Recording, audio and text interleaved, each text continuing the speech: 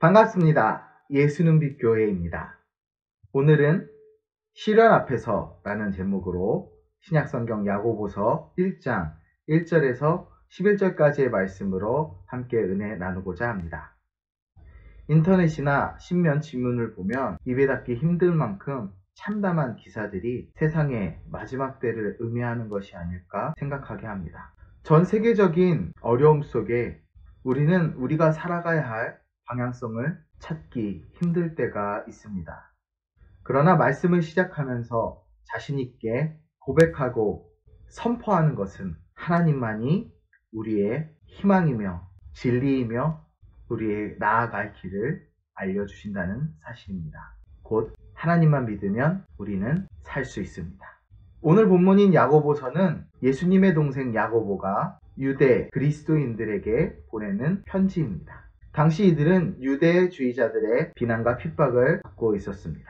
그 상황에서 야고보는 유대 교인들을 향해 하나님 앞에서 온전함을 이루며 나아갈 것을 당부합니다. 함께 야고보가 전하는 교훈을 찾아볼까요?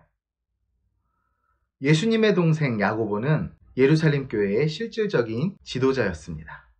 그는 자신을 가리켜 하나님과 주 예수 그리스도의 종이라 소개합니다. 함께 1절에 야고보의 소개를 볼까요? 하나님과 주 예수 그리스도의 종 야고보는 흩어져 있는 12지파에 문안하노라. 예수님의 가족이며 형제인 야고보는 예수님을 자신의 주인으로 고백하면서 문안하는 대상을 흩어져 있는 12지파라 이야기합니다. 흩어져 있는 12지파, 즉 로마 전역의 그리스도를 믿는 유대 공동체를 향해 널리 알리기 위해 이 서신을 작성한 것입니다. 야고보는 문안 인사나 특별한 내용이 없이 바로 본론으로 들어갑니다. 이는 특정 지역의 한 교회를 대상으로 한 것이 아니라 모든 그리스도를 믿는 유대인 공동체들이 돌려가며 읽을 수 있는 서신으로 작성된 것을 의미합니다.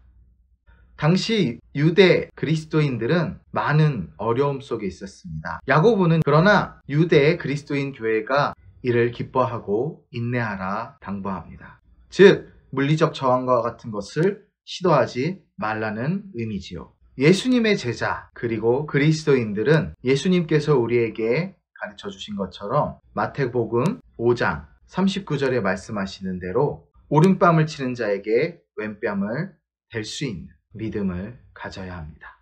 그렇게 함으로써 신앙이 온전해지며 교회는 더욱 강성하고 성장할 수 있습니다. 세상은 약육강식의 논리로 이야기합니다. 그렇기 때문에 맞는 자는 저항해야 한다 이야기합니다. 그러나 그리스도의 가르침, 예수님께서는 저항이 아닌 그 사람의, 그 세상의 마음을 위로할 수 있는 지혜, 그리고 그런 도전 또 섬김을 그리스도인들에게 원하십니다. 우리는 시련의 때에 당당한 태도로 그 어려움들을 인내할 수 있는 의지와 용기가 필요합니다.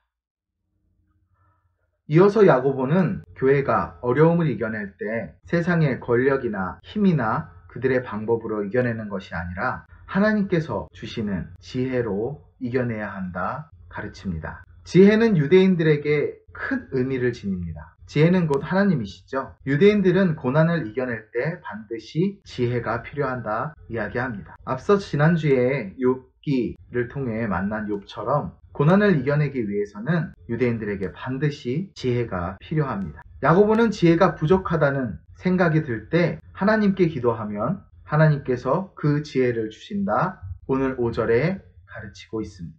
함께 볼까요? 너희 중에 누구든지 지혜가 부족하거든 모든 사람에게 후히 주시고 꾸짖지 아니하시는 하나님께 구하라. 그리하면 주시리라.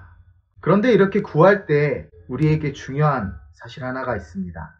바로 의심해서는 안 됩니다. 누구를? 하나님을. 기도하면서 의심한다는 사실은 하나님의 응답을 의지하는 것이 아니라 세상의 방법도 여전히 마음속에 갖고 있다는 의미입니다. 이런 사람은 응답받을 수 없다고 말하며 야고보는 두 마음을 품어 모든 일에 정함이 없는 자라는 비판도 서슴지 않습니다. 교회가 하나님의 권위와 능력을 의심하고 하나님을 온전히 믿지 않으면 결국엔 타락할 수밖에 없습니다. 많은 교회들이 그런 어려움을 겪지요. 사탄은 이런 방법으로 교회를 흔듭니다. 세상의 방법, 세상의 기준, 세상의 권력, 돈과 명예와 권력으로 교회가 성장할 수 있다 생각합니다. 그러나 우리가 먼저 해야 할 것은 기도하며 하나님만 의지하는 것입니다. 야고보는 세상에서 지위가 낮은 자는 하나님 나라 천국에 갔을 때 존귀한 자임을 강조하고, 세상에서 지위가 높은 자는 낮은 자리에 처할 수 있음을 가르칩니다. 왜냐하면 세상에서의 지위와 물질, 권력, 명성 이런 것들은 풀꽃처럼 덧없이 사라질 것이기 때문입니다. 간혹 교회 안에 물질적으로 많이 섬기는 어떤 분이 부각되는 경우가 있습니다. 또는 정치적, 사회적 지위와 명예가 많은 분이 먼저 부각되는 경우가 있습니다. 이렇게 부각되는 모습은 야고보가 가르치는 하나님만 의지하라는 그 말씀과 대비되는 일입니다. 교회는 사람들의 힘을 의지하는 공동체가 아닙니다. 교회는 오직 하나님만 의지하는 공동체입니다. 사람의 많고 적음, 물질의 많고 적음이 교회의 능력이나 권력을 의미하지 않습니다. 만약 세상의 기준과 그 모든 것들로 교회를 판단하고 의지하게 되면 교회는 무너지고 맙니다. 그리고 교회가 아니게 됩니다. 교회의 크기, 규모, 그 안에서 성도들의 재력과 사회적 위치, 정치적 위치, 그런 것들은 아주 부차적인 것입니다. 교회에서 가장 중요한 것은 오직 하나님만 의지하는 믿음입니다. 우리가 온전한 신앙을 갖기 위해서는 어려움 속에서 기뻐하고 하나님만 의지할 수 있는 믿음이 필요합니다. 그리스도인들이나 교회가 이런 마음을 잃어버릴 때 사탄은 우리를 무너뜨릴 것입니다. 결국에 그들의 꼭두각시 노릇이나 하며 세상의 권력과 세상의 방법으로 사회의 지탄을 더욱 받게 될 것입니다. 지금 당장 우리 눈앞에 일어나는 일들, 그 안에 우리의 문제가 무엇인지 돌아보기 원합니다. 국가적, 아니 전 세계적으로 커다란 재난의 상황에서 교회가 마치 그 원인인 것처럼 호도되고 공격받습니다. 그런데 그 해결 방법을 세상에서 찾으면 될까요? 반대로 신앙이란 이름으로 무질서한 모습을 보여야 할까요?